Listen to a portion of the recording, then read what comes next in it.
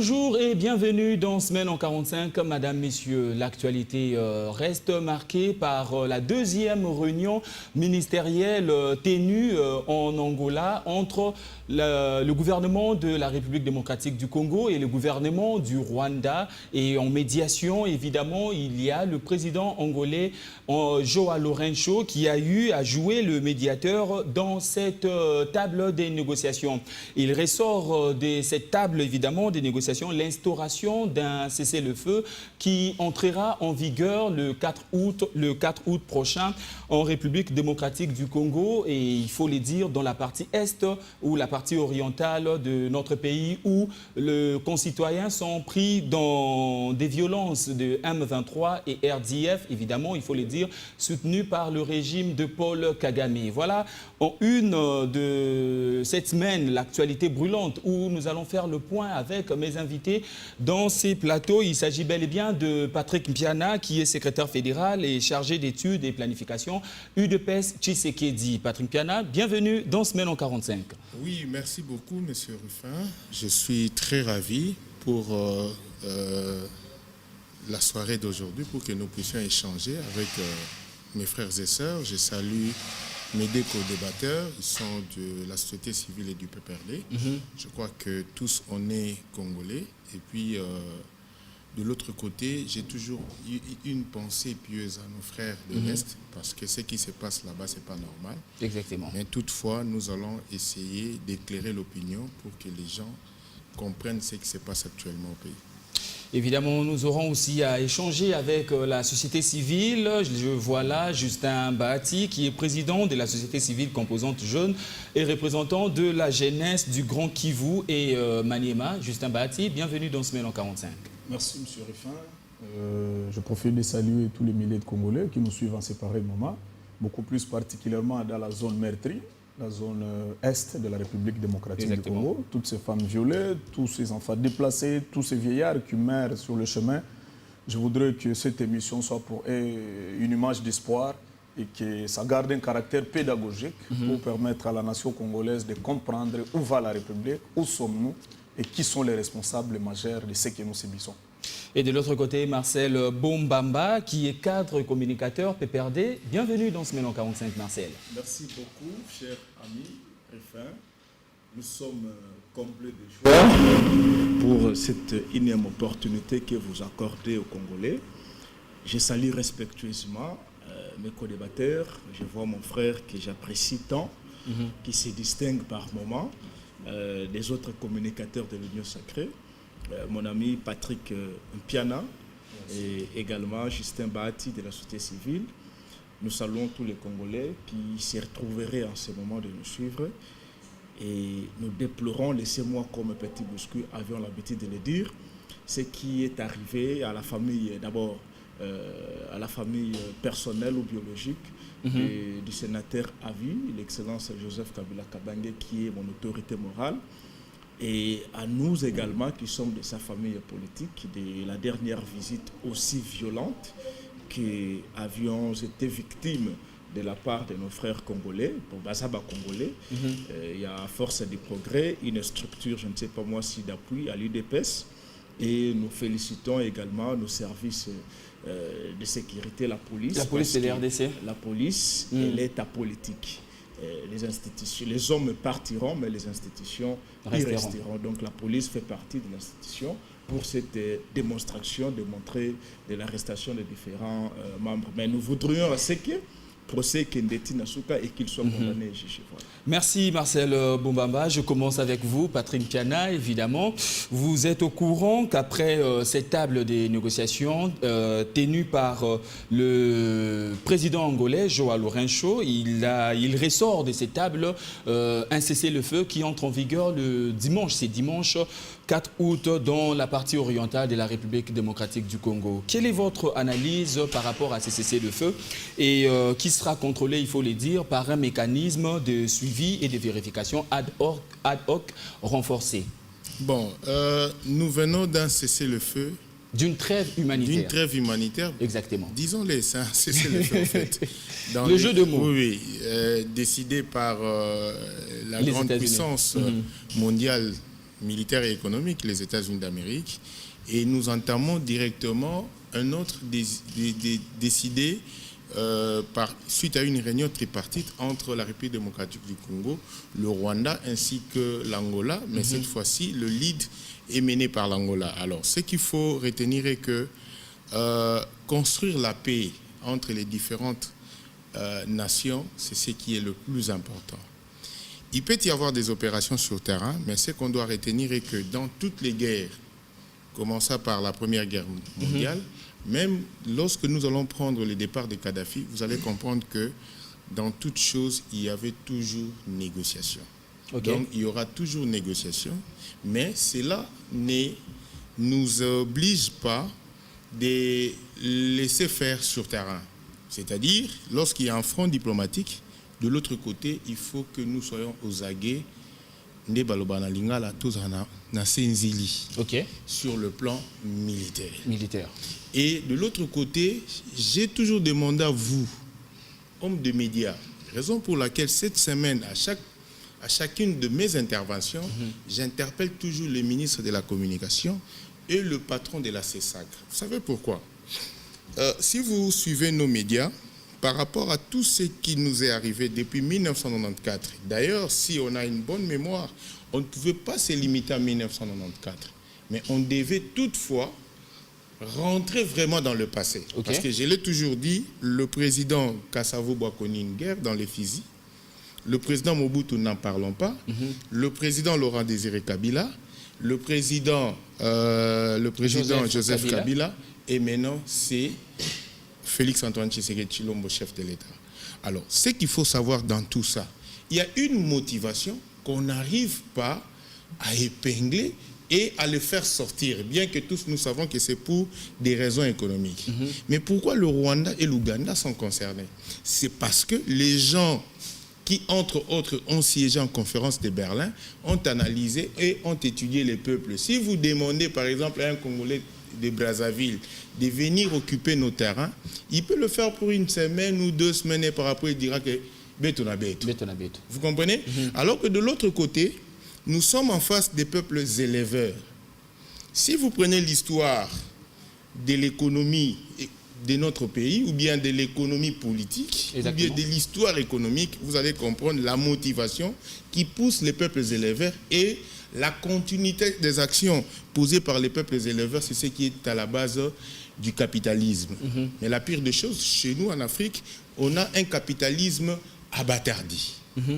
Mais toutefois, je souhaiterais quand même, avant de chuter par rapport à ça, à la question, rééquilibrer un petit mot placé par Marcel par rapport aux événements qui s'est passé du côté de la commune de Gombe, de GLM. Je crois que hier, je suis passé sur Radio 7, j'ai condamné. Mais on doit se poser des questions. Lorsqu'on doit tout d'un coup estampiller des jeunes habillés en t-shirt de Félix Antoine Tshisekedi Tshilombo, que non, ils sont directement de l'UDPS. L'UDPS a les organes de base. Mais nous avons vu de quoi drapeau de l'UDPS en circulation. Laissez-moi évoluer. Allez-y. L'UDPS ne date pas d'aujourd'hui. L'UDPS date de 1982. Et aujourd'hui, il y a l'UDPS Tshisekedi au pouvoir, mais il y a l'UDPS Tshibala qui est avec eux dans l'opposition, dans le FCC. De quel UDPS parlez-vous? S'il s'agit de notre UDPS, je ne pense pas, parce que les QG même de Force du Progrès se trouveraient à limiter. Or, le monsieur qui parle dit que nous venons, j'ai la vidéo ici qui dit que nous venons du côté de Ngaliema. On a été invités pour un conflit parcellaire. Alors, comme ils sont arrêtés, que la justice fasse son travail. Merci, si on met en doute notre justice, moi je suis de la famille des chefs coutumiers, qu'on utilise la mienne. Merci Patrick Piana. Marcel Boumamba, vous venez d'entendre Patrick Piana. Mais c'est le feu de l'Angola intervient ou entrera en vigueur la veille de la fin de la trêve humanitaire, allais-je dire, décrétée par les États-Unis depuis 2 semaines, évidemment. Alors, pensez-vous que ce cessez-le-feu annoncé par le président angolais aura un effet concret sur les terrains de combat? Le Rwanda aura bel et bien à respecter cela, puisque durant la trêve, ce n'était pas le cas. Merci beaucoup. Mais laissez-moi, dans l'entrée du jeu, passer un petit conseil à mon frère il est aujourd'hui président fédéral. Vous êtes secrétaire fédéral. J'ai une bénédiction parce que je compte devenir président fédéral de ma fédération. Donc vous êtes quand même un cadre dans un parti qui a aussi beau traîner, quand même que sous les bois et qui serait en disparition. Je ne vous trouverai pas mieux placé de défendre les BV qui seraient en train d'être commis par votre structure d'appui sécuritaire, Force de Progrès, et de votre part, nier cela serait gravissime. Vous voyez, ce n'est pas bon, ce sont vos camarades. Acceptez cela. L'UDPS est habitué dans ce désordre. Et c'est d'ailleurs même ce que venait d'épingler ici par le secrétaire que vous soutenez, Augustin Kabouya. Vous êtes caractérisé par, permettez-moi avec l'expression, l'idiotie qui englobe tous les injures. Il n'a pas dit qu'il soutenait les secrétaires Kabouya. Il est de l'UDPS Tshisekedi où Kabouya est le secrétaire général. J'en passe. Cher ami, vous posez la question de savoir je reviendrai si sur ça. La trêve, soyez discipliné. Je ne voudrais pas dire que l'union sacrée se caractérise par l'indiscipline. Marcel, allez-y. Vous posez la question de savoir si le cessez-le-feu marchera. Aura un effet concret sur le terrain de combat. D'abord, sans pour autant être prophète de malheur, ça ne marchera pas. J'ai parcouru l'Internet, cherché les documents que la partie RDC définit les raisons de ces cessez-le-feu ou de ces fameux cessez-le-feu, parce que même les Gomatraciens, les Kivussiens ne veulent pas entendre de cela. Je n'ai pas trouvé les raisons. La RDC vous invoque l'agression rwandaise par ce supplétif, les M23 et ADF, que nous aussi nous condamnons. Et je vais chercher à rejoindre l'ambassadeur rwandais, M. Olivier Ndoungiré. Donc, excusez-moi, les patrons des affaires étrangères rwandais. Il vous dit tout ce que nous voulons, que la RDC cesse avec ces accusations intempestives et incessantes. Des accusations approuvées par la communauté internationale. Voilà. Je ne voudrais pas aller là-bas. J'invoque ici ce qui est défini par les Rwandais comme objet ou objectif de ce cessez-le-feu. Il vous dit, il vient vous raconter pour ce qui concerne vos accusations injustes et incessantes. Ça, c'est de 1. Et de 2, les patrons, M. Olivier, les patrons des affaires étrangères rwandaises, vous dit qu'ils accepteraient que vous alliez en cesser les faits si et seulement si la RDC acceptait de retirer le FDLR comme rebelle rwandais installé en RDC, alimenté par le régime qui soutient mon frère ici. C'est pas moi, c'est pas moi qui soutiens cela. La République démocratique du Congo, nous demandons les c'est pas moi qui soutiens cela, mais c'est ce qui est soutenu par la partie rwandaise que je ne défends pas. Okay. Vous voyez déjà, il vous dit que les FDLR sont soutenus par les Congolais. Et de l'autre côté, la partie congolaise vous dit non, je ne négocie pas avec les M23, mais je négocie avec vous les Rwandais qui sembleraient, entre guillemets, être patrons du M23 et le FDLR. Pendant que le Rwanda mit cet appui au M23 au même moment que la RDC mit également son appui au FDLR. Donc c'est de l'imbroglio. On ne comprend pas où l'union sacrée serait en train d'amener ce pays. Et c'est très dangereux. Donc, nous avions dit autrefois que la trêve soumise ou imposée par les États-Unis d'Amérique n'était qu'une continuité ou un début, permettez-moi, d'une négociation entre la RDC et le M23. L'union sacrée n'a pas crié à ça. Mais lisez ce que dit la présidence angolaise. La présidence angolaise, vous dites que ces fameux effets, ces fameux cessez-le-feu doit prendre jour à la fin de la trêve. Donc c'est une continuité parce que mon ami Patrick ici la reconnaît par moment, la trêve était aussi un cessez-le-feu, donc qui insinue publiquement la négociation ou le début de négociation entre la RDC et les M23. Donc c'est une cacophonie pure et simple, on ne sait quoi saisir. Voilà pourquoi nous décrions que c'est très dangereux pour tout Congolais de confier encore confiance à ce régime pathétique. Justin Bati, vous êtes de la société civile, je rappelle, et la rébellion est congolaise. Comment comprendre à ces jours que c'est le Rwanda qui, à l'image de ce que vient de dire Marcel, qui nie n'est pas avoir affaire dans le violation dans l'Est de la République démocratique du Congo, mais c'est le Rwanda qui signe ces cessez-le-feu. À quoi joue cette médiation ou à quoi joue évidemment, il faut le dire, le président angolais, puisque déjà avec le président William Ruto, le président du Kenya, ça n'a pas marché avec le président Félix Tshisekedi dans le processus de paix. Monsieur Rifin, ici nous parlons de la République. Ici nous parlons de vies des Congolais qui sont en train de mourir à ce pareil moment. Ici nous parlons de femmes qui sont en train d'être violées. Certaines personnes prennent ça comme un voyage de l'X, où il faut mobiliser les gens, aller s'asseoir à Rwanda, revenir, je ne sais pas, de Nairobi. Mais c'est la 40e fois. Il faut signaler que c'est la deuxième réunion interministérielle entre les deux ministres des Affaires étrangères. Exact. Et rien ne sort toujours des résultats positifs en dehors des accords. Mais un cessez-le-feu, c'est déjà une avancée. S'il vous plaît, M. Rifin, je suis en train de parler à double casquette, permettez-moi. Allez-y. En tant que société civile, mais si je peux dire aussi, en tant que première victime, bien sûr au même degré que tous les Congolais, mais quelqu'un qui garde 80 ou 99% de sa famille dans cette zone, où on est en train de transformer une zone de marchandage, parce que je vais l'appeler comme ça, parce que les négociations n'ont pas commencé aujourd'hui, M. Rifin.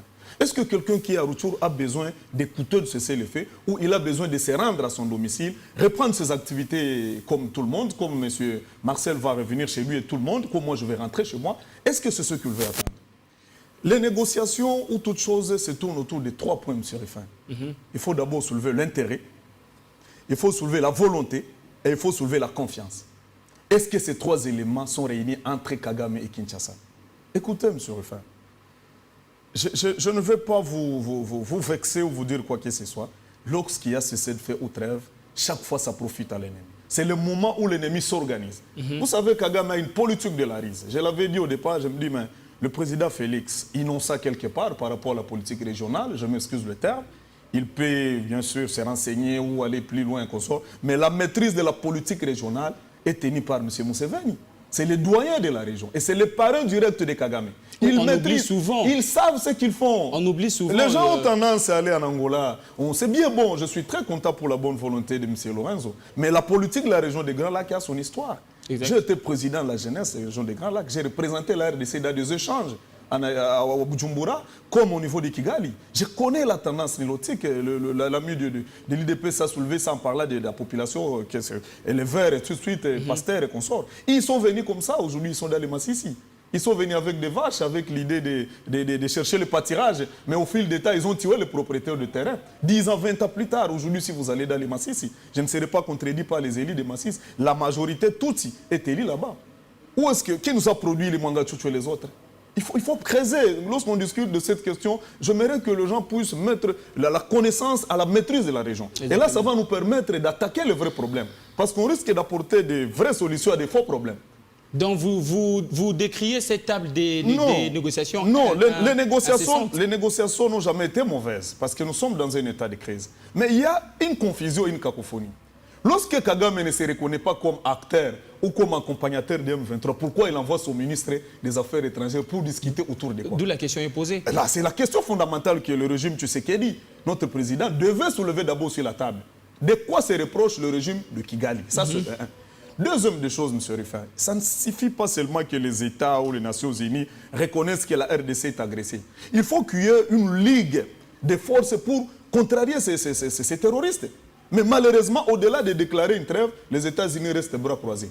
Le minerai qui quitte par le Rwanda sont vendus où? À Paul et consorts. Pourquoi les gens veulent jouer avec le sang des Congolais jusqu'à ce qu'ils transforment ça comme une marchandise? Moi, je ne suis pas pessimiste. Je suis d'abord d'accord que la paix reviendra au Congo. Mais la solution est interne. Je l'ai dit hier quand vous m'aviez pris en ligne, je l'ai dit même sur Top Congo pour les gens qui m'ont suivi, j'ai dit il faut d'abord résoudre les problèmes à l'interne. Nous avons besoin de mettre en place nos forces nationales, nos forces, si je peux dire, toutes les forces vives de la République. Il faudrait que le président de la République, je lui ai toujours demandé ça, qu'il puisse nous mettre autour d'une table. Dans un contexte comme dans un autre, ils peuvent appeler ça forum, ils peuvent appeler ça... Un dialogue inter-congolais. Oui, où nous allons nous asseoir pour cette problématique. Écoutez, M. Katumbi. L'opposition, le pouvoir Écoutez, M. Katumbi, en dehors de tes courses, mais nous n'avons que ce Congo. M. Joseph Kabila Laoutier, je ne sais pas, M. Société civile, M. Bemba, tout le monde, mettons-nous pour mettre le serpent dehors. Quand le serpent va sortir, on va se battre pour nos galettes à l'interne, il n'y a pas de point. Mais nous avons un serpent à l'interne. Ce qui fait mal, c'est nous qui sortons encore à l'extérieur. Entre-temps, nous exposons nos enfants. Merci, au même Justin moment, Bahati. il faut me donner le même temps que vous avez. C'est ça le problème. Et parce qu'on a beaucoup parlé des GLM, on a beaucoup parlé Rassurez-vous que je calcule le temps de tout un chacun. Il faut compter ce minute. Les Congolais n'ont pas besoin de ça. Les Congolais ont besoin de l'ici. Et moi, je suis en train de parler de la dynamique de sortie de crise. Allez-y. Avant même d'arriver à la conclusion. Allez-y. J'ai dit ceci, monsieur. Avant que le président de la République, évidemment, engage des discussions à l'extérieur, il faudrait qu'il les engage à l'intérieur. Parce que, monsieur Rufin, vous allez comprendre avec moi que jusqu'à aujourd'hui, tout ce qui est en train de s'entretenir autour du conflit rwando-congolais est entretenu quelque part en mèche avec quelques personnalités qui sont au niveau national. Et ça fragilise la bonne foi du président Félix Tshisekedi. Quand on parle chez Lorenzo, Lorenzo ne va pas apporter la solution dans le problème de la région des Grands Lacs. La solution dans la région des Grands Lacs, c'est entre Kagame et Kinshasa. C'est Kigali et Kinshasa. Et il faut que ces deux États se croisent. Et chaque État doit se préparer. Nous ne sommes pas préparés. Monsieur Riffa, nous ne sommes pas préparés à affronter les négociations. Au même moment ici que je vous parle, je vais vous donner des témoignages. Il y a des mouvements entre Bunagana. En une minute, allez-y. Nous sommes en train de négocier. Bunagana est en train de renforcer le mouvement et Kigali et consorts forment d'autres jeunes. On a recruté, j'ai des données, plus de 1200 jeunes qui étaient, entre guillemets, dans des prisons, mais qui aujourd'hui sont cantonnés à Kanombe, au Rwanda. Vous pouvez vérifier l'information, pour renforcer les effectifs. Mais entre-temps, on nous distrait à la télé que nous, il y a un cessez-le-feu. Pour nous, pour la bonne foi, il y a un cessez-le-feu. Est-ce que nous développons des mécanismes d'accompagnement de ces cessez-le-feu ou nous nous laissons comme une proie à la portée des étrangers? Enfin, peut-être pour finir par là, je l'ai toujours dit, les Bantous et les Nilotiques ont une histoire. Il n'y aura jamais, je le précise, il n'y aura jamais un mariage durable entre les Montous et les Nilotiques. Parce que l'intention de l'homme nilotique, je m'excuse, je pèse mes mots, c'est de dominer, c'est d'écraser. Et parfois, même quand on le fait de bons offices, il en faut mauvais usage. Je cite parce que a dit M. Marcel Peperde, disant les négociations de M. Olivier que j'ai suivies, et qui est seulement un Kagame petit, parce que quand vous voyez Olivier par rapport à son parcours, il est de l'école de Kagame, monsieur le ministre des Affaires étrangères. Il est un enfant qui a été formé par Kagame. Il a grandi dans la famille de Kagame pour creuser plus loin. Il a étudié chez Kagame. C'est le fils à Kagame de la maison. Qu'est-ce qu'il va dire l'autre? Quand il parle de FDLR et consort, écoutez, il n'est pas interdit à un État de recevoir les réfugiés. Et le contexte n'est pas le même. Est-ce que les M23 sont venus en RDC comme des réfugiés, comme des agresseurs? La RDC a ouvert des portes au même degré. Non, s'il vous plaît, moi je parle d'abord de la population rwandaise. Nous, on n'a pas reçu des FDLR. Merci, la RDC avait reçu la population rwandaise dans un contexte de pression, s'il vous plaît, dans un contexte de pression internationale. Et comme ces gens sont venus, sommes-nous victimes de leurs oignons? Il y a un mécanisme de désarmement qui a été entamé par la MONUSCO qui continue. C'est un processus. Merci, Justin Bahati. Mais on ne peut pas subir des conséquences que Kagame va accuser le Congo sur base le Rwanda a signé fondamentales qui n'est pas assis. Qui entre en vigueur le 4 août. Les militaires qui seront retirés dans la partie orientale de la République démocratique du Congo, ou les militaires qui vont cesser le feu, seront-ils de l'AFC, de Corneille Nangaa, ou de M23? Comment ça va s'effectuer sur terrain? Bon, je pense que tout a été déjà documenté par les Nations Unies, tout a été révélé. Est-ce que pouvez-vous parler d'une rébellion sans pour autant parler de la base arrière? Est-ce que pensez-vous résoudre par une prise des analgésiques une malaria qui vous dérange? Je pense que négocier avec le Rwanda, il faut aller plus loin d'ailleurs.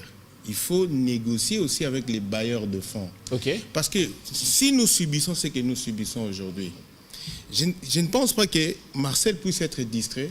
Il y a 3 ans, Bill Gates a passé, je crois, 1 semaine au Kenya. Et aujourd'hui, c'est avéré que le Kenya est avec le Rwanda, est avec l'Ouganda. Je peux même dire c'est l'actuelle base arrière, parce que si et seulement si on peut mettre des opérations pour attaquer le Rwanda et l'Ouganda, j'ai toujours dit qu'il faudra que le ministre de l'économie puisse déjà se pencher sur une chose. mettre en place un modèle économique qui nous permettrait de faire face à la guerre. Je crois sous Laurent Désiré Kabila, on a parlé de l'effort de guerre. L'effort de guerre. On a demandé aux entreprises, mais je pense qu'on a une autre vision qui ne dérangerait pas les communs des mortels. Exactement. Parce qu'on a une manne financière dans nos sols et sous-sols et on peut faire travailler toutes ces entreprises pour que l'objet même qui est sur la table, en réalité, ce sont les minéraux de notre pays. Et cela n'est pas parti d'aujourd'hui. C'est depuis 1939 que lorsque l'uranium est parti et Albert Einstein a prodigué les conseils aux Américains que non, vous devez prendre en otage cet État-là. Et c'est partant de là, de 1942, que la partie orientale de la RDC a connu de sérieux problèmes. Et cela s'est manifesté sous la gestion de tous les présidents. Okay. Donc, aucun de président de la République démocratique du Congo n'est épargné. Sous le maréchal Mobutu. Pourquoi on a pendu les gens ici à la Pentecôte? Suivez bien les vidéos, suivez bien l'intervention du maréchal, comme de Papa Etienne Tshisekedi. Il a bien dit que ces gens-là ont trempé à la finance internationale pour vendre les intérêts économiques de la RDC. C'est ce que nous subissons aujourd'hui. Devrions-nous alors pendre non, on ne demande pas de pendre. Si vous êtes traître, je crois que nos lois sont là. S'il faut appliquer nos lois, il faut les appliquer. Si aux États-Unis, on sait appliquer la peine de mort, pourquoi pas chez nous? Pourquoi on doit se poser mille et une questions à ces sujets? Alors, il faut bien appliquer la justice. Là, il faut appliquer la loi. Il ne faut pas se dérober parce qu'il faut sauver X, Y, Z. Mais si on doit mesurer en termes des dégâts collatéraux un acte de traîtrise par rapport à ce qui se passe à l'Est, je crois que lorsqu'il a parlé de sa famille, où 90% des membres de sa famille se trouveraient à l'Est, tu ne sais pas, lorsqu'il suit Top Congo ou Média Congo ou autre chaîne, lorsqu'on parle des tueries de l'Est, tu ne connais pas sa situation. Et tout ça nous a été vraiment livré par un régime que nous connaissons tous. Je ne veux pas citer mon ami Marcel, parce que Marcel a été avec moi ici à Kinshasa. Il n'a pas été à l'origine, par exemple, de l'assassinat de Kissa Sengandou. Il n'a pas été à l'origine du fait qu'on a fait de James Kabarebe, chef d'état-major ici. Mais nous voulons maintenant trouver des solutions et résoudre ces problèmes une fois pour toutes. Mais résoudre ces problèmes, comme il a dit dans la table des négociations, on doit voir l'intérêt, la volonté et la confiance. Mais il y a un élément qu'il a oublié. La légitimité de ce que nous allons signer comme accord. On a signé un accord en 2013 qui s'est manifesté sous forme d'une victoire. La conséquence directe était là. Le Rwanda était meilleur producteur et vendeur de coltan 2014, 2015, 2016, 2017, 2018. Arrivé en 2019, la position du Rwanda a chuté jusqu'en 2022 et ils ont relancé avec la guerre. Donc il faut comprendre que dans tout ce que nous disons, dans tout ce qui se passe à l'Est, il y a un élément. C'est la guerre économique. En une minute, si aujourd'hui on ne sait pas dire à nos enfants, on ne sait pas dire la vérité à nos enfants, qu'en face de nous, nous sommes devant les peuples éleveurs, autrement dit des nilotiques, qui ne viendront pas nous livrer Miliki Aofele, ils viendront pour voler nos terres, on ne trouvera pas solution à ces problèmes. Il faudra que nous nous battions tous, qu'il soit du PPRD. D'ailleurs, comme il est du PPRD, donc il doit être de même idéologie philosophique que moi, parce que nous sommes tous de partis socialistes, évidemment. De la social-démocratie. Mais aujourd'hui, vous êtes en contradiction. Non, on peut être en contradiction parce que sur le plan managérial, il y a quand même une différence. Je l'ai toujours dit, lorsque vous êtes en présence des deux jumeaux. Moi, je suis Chambouille. Lorsque je mets mes deux jumelles ici, vous verrez que chacune de mes jumelles aura sa façon d'agir. Mais elles sont des jumelles, nées le même jour. Nous espérons qu'un jour, vous allez vous accoster. Comprenez que il faut mettre au centre du débat ce qui est à la base de la guerre. Ce sont les intérêts économiques. Merci Patrick Piana. Marcel Bobamba, après cette table des négociations, peut-on donner raison à Jean Bosco Baala qui a été révoqué par le gouvernement parce qu'il a eu à négocier avec le rebelle du M23. Mais aujourd'hui, nous voyons que le gouvernement revient à la table des négociations avec le Rwanda. Vous savez, d'abord... Vous pourrez bien rebondir sur ce qui a été dit. Non, je vais droit à la question qui concerne M. l'abbé, vous savez, l'abbé Jean Bosco Baala, c'est quand même un homme de Dieu. Et lorsque les régimes aux abois de l'UDPS parvient à les soumettre dans les geôles de l'ANER ou des autres cachots qui surplombent la ville de Kinshasa, injustement, pendant que ce dernier s'était rendu à une mission de service officiel, c'était une malédiction de votre part. Mais est-ce que c'était sa mission pour aller négocier avec le M23? S'il vous plaît, c'est une malédiction de votre régime parce que vous aviez soumis un prêtre, un abbé qui a agi officiellement au profit de votre régime. Vous êtes un maudit. Cher ami,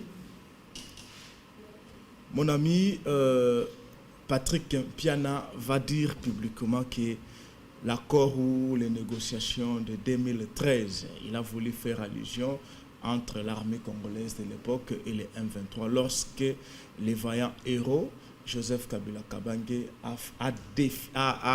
a défié publiquement les M23 et que la RDC était sortie vainqueur. C'est ce qu'il n'a pas voulu dire. Et aujourd'hui, nous voulons faire de ça une victoire pendant que c'était une négociation. Mais cher ami, si c'est là, nous faisons de ça une victoire, vous oubliez que les M23 venaient d'être logés et nourris ici par votre régime.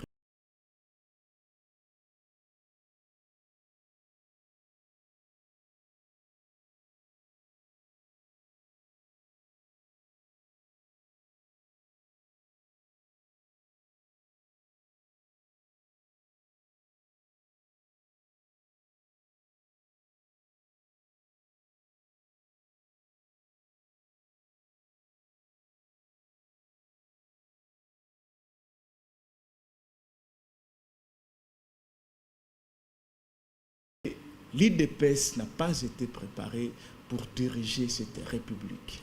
Nous remarquons de l'ambivalence au sommet de l'État. Le chef de l'État, Félix Antoine Tshisekedi, était le tout premier à nous faire recevoir ici M. Paul Kagame, qui est le nommé de tout Congolais. Mon ami ici, comme secrétaire national, fédéral, il a mobilisé dans sa fédération, je ne sais pas moi si c'est de Mwamba ou de Lukunga, il a mobilisé les Congolais pour qu'ils aillent chanter, acclamer, ovationner l'ennemi des Congolais, Paul Kagame.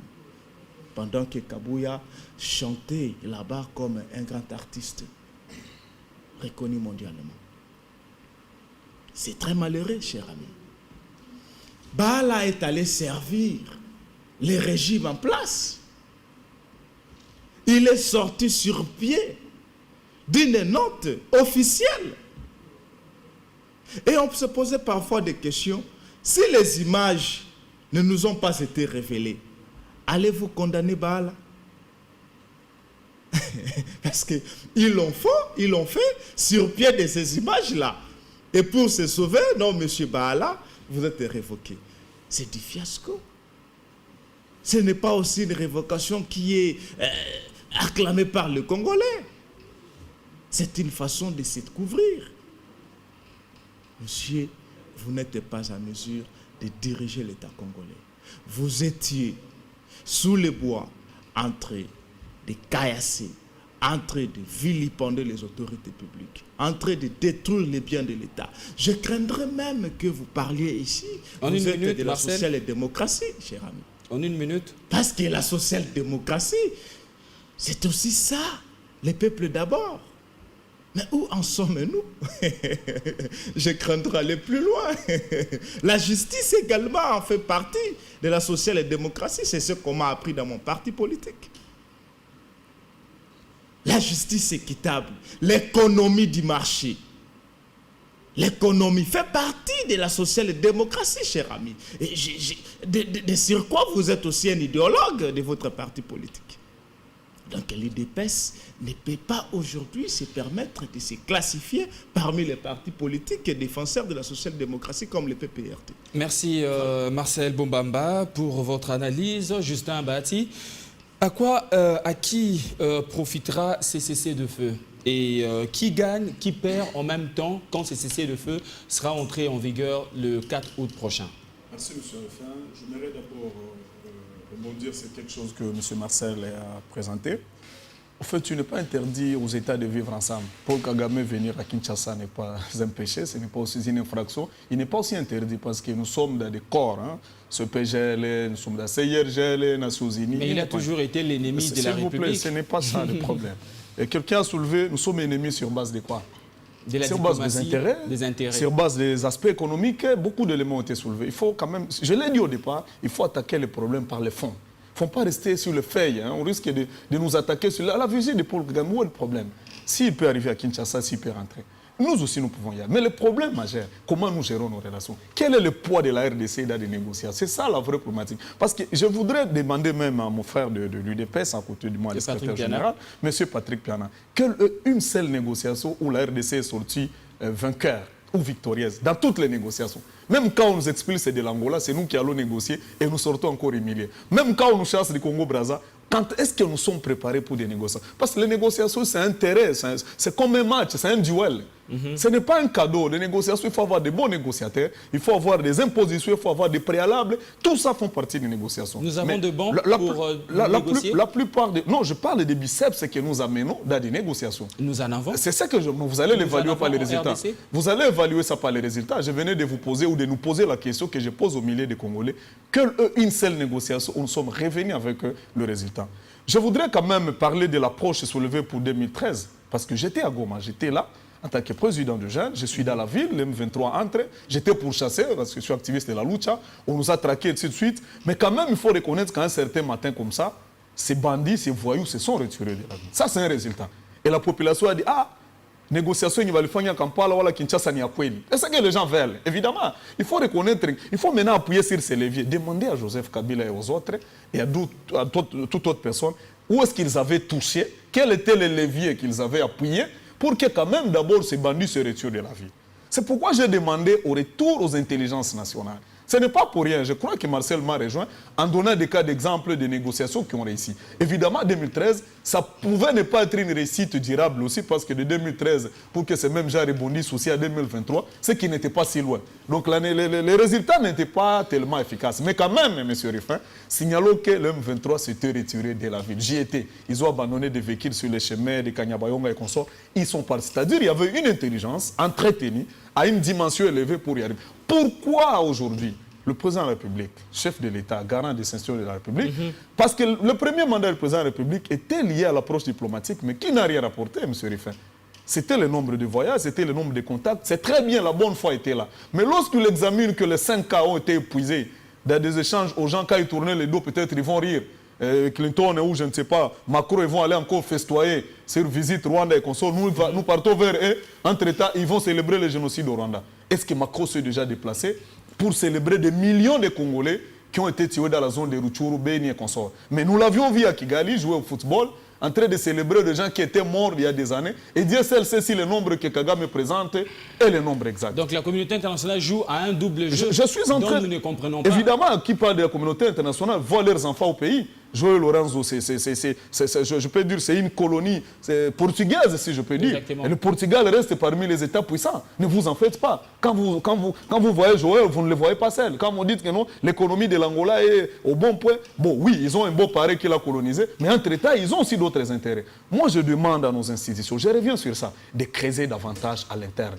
Vous m'avez posé la question, à qui profiterait cette négociation? Allez-y, qui gagne, qui perd? Mais à l'agresseur. C'est l'agresseur qui profite. Parce que les femmes qui sont en train d'être violées ne sont pas des sœurs à Kagame, mais sont nos sœurs. Qu'est-ce qu'il perd? Le sol qui est occupé, ce n'est pas son sol.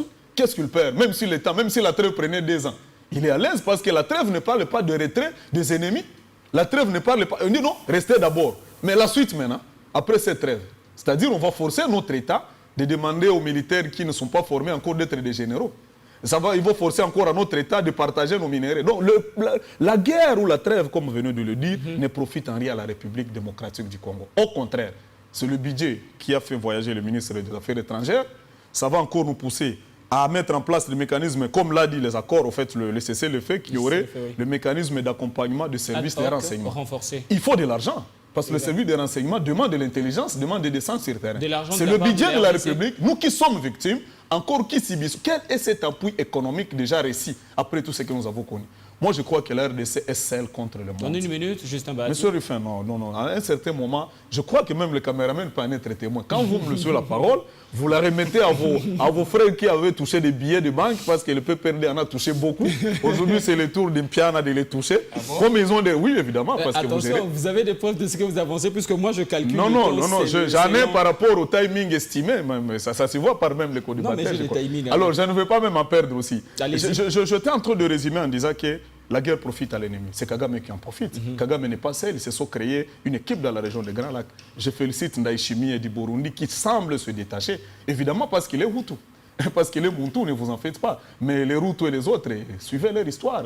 C'est une bande nautique. Ils ont un plan, ils se disent être minoritaires, ils se disent ne pas avoir le sol, et c'est notre sol qui est à leur portée.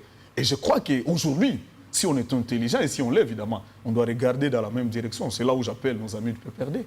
C'est là où j'appelle nos amis ensemble, les consorts, de préserver l'enfant. Je reviens à la sagesse de Salomon.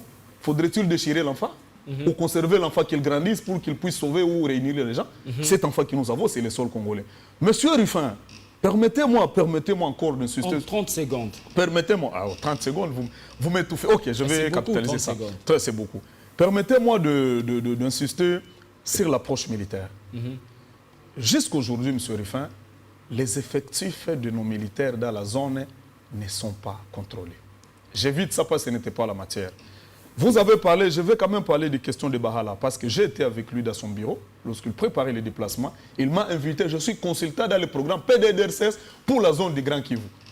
Monsieur Jean-Baptiste Bahala est parti dans une mission pour le rapatriement des Congolais réfugiés qui y sont. L'autre mission est là. Il y a une structure qui est à Kampala, en TB, qui est dirigée par les Congolais, je crois, à fond pour le retour de milliers d'euros. Ça s'appelle FEPRO comme ça, qui avait saisi le gouvernement congolais, montrant qu'il y avait des enfants abandonnés par-ci, par-là, parce qu'il y a eu des effets de la guerre. Également, même des enfants. Évidemment. Il y a eu même des enfants des rebelles, même si c'est un enfant des rebelles, aussi longtemps qu'il est suivi et qu'il est identifié en Congolais, il a droit d'être protégé. L'UNICEF est là et d'autres structures habilitées à défendre cette question. Et M. Bahala a été repêché sur place pour discuter sur cette question. J'étais aussi surpris à la dernière minute comment ça a été transformé par des négociations. Ça, j'ignore. S'il a été sacrifié, si c'était une mission secrète, tout ce qui est secret, qui n'est pas encore officiel, je ne peux pas en parler. Je suis société civile, mais je suis légaliste. Je me limite sur les textes légaux.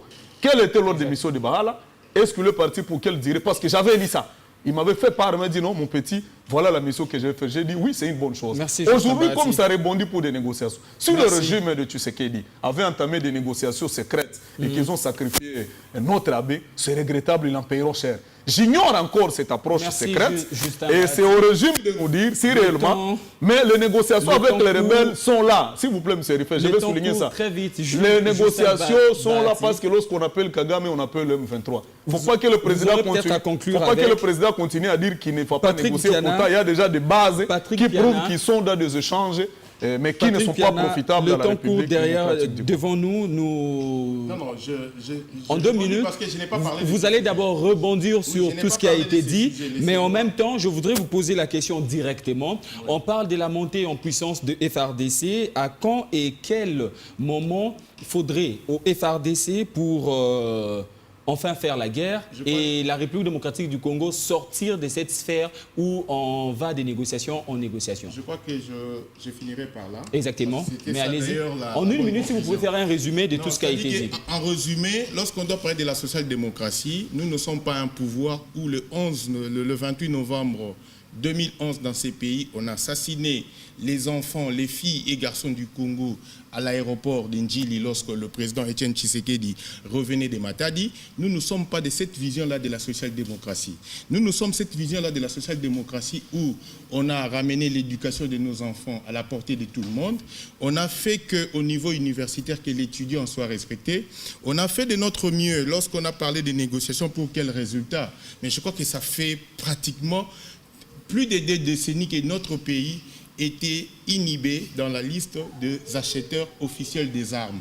Et aujourd'hui, nous pouvons acheter et nous achetons sans problème. Ça profite à la guerre de l'Est. Laissez-moi évoluer. Allez-y. Laissez-moi évoluer. Vous savez, la guerre de l'Est, lorsque ça a commencé, lorsqu'on parle de la première guerre du Congo en 1996, ça a commencé au mois de novembre.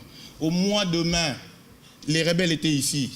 Kinshasa était déjà envahi. Mais depuis que ça a commencé en 2022 jusqu'en 2024, on n'a même pas atteint Goma. Il faut féliciter nos éléments sur le terrain, il faut féliciter la République. Et deuxièmement, en termes de négociation, lorsqu'on parle des résultats, aujourd'hui, les rebelles sont sanctionnés. Nanga et consorts sont sanctionnés, c'est parce que la diplomatie fait un travail. Le terrain était, les champs étaient si grands, s'il faut, je dirais même, c'était devenu structurel. Il faut, dans la résolution de problèmes structurels, être focus d'un élément à un autre et petit à petit nous allons évoluer. On a parlé de Jean Bosco Bahala. Lorsque Jean Bosco Bahala a été arrêté, je crois que c'est lui qui a vu Jean Bosco Bahala dans ces derniers moments pour se rendre. Il lui a bien expliqué raison pour laquelle il partait. Et il a bien expliqué, notre ami Bahati, Justin Bahati de la société civile, il a bien expliqué que j'ai échangé avec lui, il m'a montré l'ordre de mission et raison pour laquelle moi je suis parti. Jean Bosco Bahala, c'est un ancien de Radio Okapi. Vous le savez, il a évolué dans Radio Okapi. Alors lorsque vous voyez Radio Okapi, c'est la radio qui dépend de la Fondation Hirondelle. Et vous savez pourquoi l'ancien président de la République a mis en place Top Congo et Télé 50? C'était pour barrer la route à la radio Top Congo qui travaille avec la Fondation Hirondelle. Et lorsqu'on est... Oui, Radio Okapi. Lorsque vous êtes en face de la Fondation Hirondelle, mais c'est la Fondation Kofi Annan qui est en face de vous et ça nous remonte jusqu'à Open Society Foundation de George Soros. Raison pour laquelle il y a eu des jeunes comme Moutamba sous Joseph Kabila qui a voulu barrer la route à tous les mouvements de jeunes qui travaillaient au profit de Open Society Foundation. Open your mind pour comprendre Ramambo Kane Tozo Kende. Il a bien dit qu'il a été à Goma. Non, il a été à Goma, mon frère. Il a été à Goma. Il a vu comment les rebelles se sont retirés. Il a dit qu'on approche Joseph Kabila pour qu'il nous donne l'ingrédient. Mais l'ingrédient est simple. L'ingrédient est simple. Libérez Mwanga Chouchou, donnez Roubaya aux Rwandais et vous aurez la paix. C'est ça l'ingrédient de Joseph Kabila. Il ne l'a jamais fait. C'est ça l'ingrédient. Non, papa. La preuve, c'est quoi? La preuve, c'est que je te dis, la preuve, c'est quoi? Laissez-moi te donner la preuve. Allez-y. Avec Mwanga Chouchou, avec Roubaya sous la gestion des Rwandais, 2014, 2015, 2016, 2017, 2018, le Rwanda, premier pays producteur du coltan. Vous reconnaissez au moins que Kabila vous a légué un pays en entier? Non, il a légué un pays en entier sur le plan territorial, mais sur le plan économique, Roubaya ne nous appartenait plus. Et c'est ça la raison de la guerre, ça appartenait au Rwanda. Raison pour laquelle de 2014 à 2018, c'est ce que je dis, allez suivre les chiffres sur l'évolution des ventes du coltan. Vous verrez que c'est le Rwanda. Vous verrez. Je suis vraiment dispo pour qu'avec chiffres à l'appui, nous puissions nous retrouver encore sur cette table et parler de ça. Merci Patrick Piana, Marcel Boumamba. En même temps, je voudrais vous poser la dernière question, messieurs, c'est ouverte à tout le monde. Que faudrait-il aujourd'hui à la RDC concrètement pour mettre fin à la guerre dans la partie orientale? Marcel Boumamba. Merci beaucoup. En une minute. 1 minute 30 au moins. J'apprécie mon frère Patrick parce que je ne vous trouve pas si politicien, mais historien. Et pourquoi pas écrivain. Vous avez peut-être cette donne-là, mais vous la négligez. Donc vous êtes mieux en histoire et peut-être en écriture. C'est mieux d'écrire et nous allons vous contredire. Mais la politique, vous pouvez la laisser un peu de côté. Mon cher, connaître la fin ou comprendre la fin de l'agression rwandaise par ce supplétif, c'est ça les termes de nos camarades de l'Union sacrée. Mais nous avons un état-major général. Si, paix à leurs âmes, ici j'ai fait allusion au colonel Mamadou Ndala, et autant d'autres généraux ayant eu à mettre un peu de l'énergie pour arrêter cette hémorragie en 2023 sous l'opération Pomme Orange, que je rappellerai ici à mes co-débatteurs. Bouzamabé et les autres. Bouzamabé et les autres, merci beaucoup. Et également le général Etumba, Didier, il est encore vivant. Donc le régime peut toutefois consulter l'état-major général. Christian Thioué, il est promu là-bas comme chef d'état-major général. Il y a les archives. Il y a les archives. les ministres de défense, les chefs de l'État peuvent initier une commission allant dans ce sens. Et pourquoi pas rencontrer aussi Joseph Kabila Kabange, parce qu'il aime tant ce pays, car bien même que l'Union sacrée cherche à tout prix les repousser à un exil forcé. Donc le mieux à faire serait d'aller consulter l'état-major général et voir de quelle manière avions-ils à bouter l'ennemi dehors et à restaurer la paix dans la partie est de la Merci Marcel Bobamba. Voilà. Justin. La solution est claire, M. Ruffin. C'est de réunir toutes les intelligences congolaises dans la sincérité. On ne gère pas le pays par orgueil, on ne gère pas le pays par biceps. On apprend. Avec un gouvernement à 60% étranger, des gens qui ont vécu miquilistes, et si je peux le dire, que voulez-vous, qui ne connaissent peut-être même pas Roubaya, ils écoutent ça à distance, que voulez-vous? Il faut quand même utiliser les intelligences locales pour trouver des solutions aux problèmes locaux. Ça, c'est un. De deux, je voulais quand même rebondir sur Roubaya, comme l'a dit notre frère.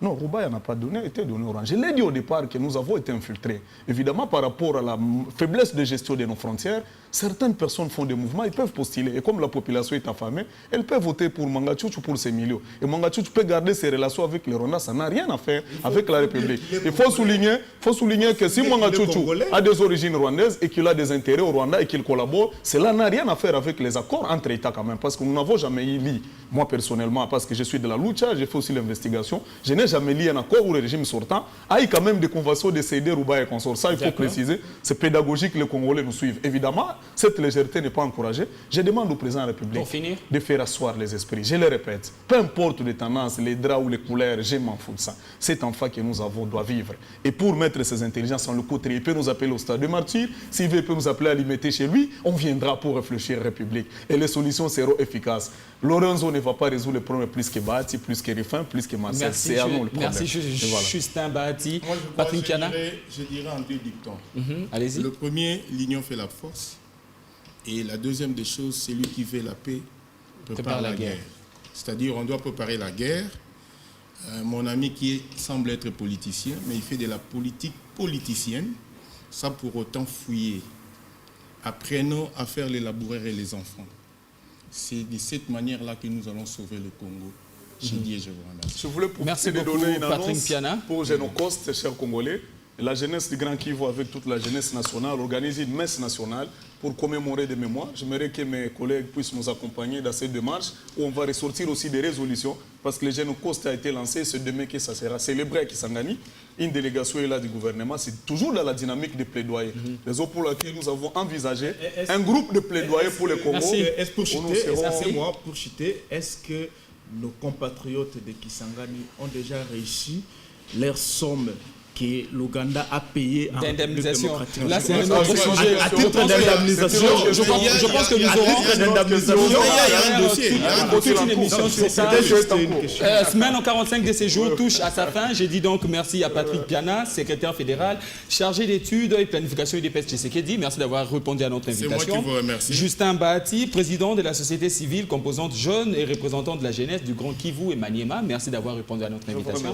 Et aussi Marcel Bobamba, qui est cadre communicateur PPRD. Merci d'avoir répondu à notre invitation. Merci. On a parlé évidemment de l'intérêt supérieur de la République démocratique du Congo.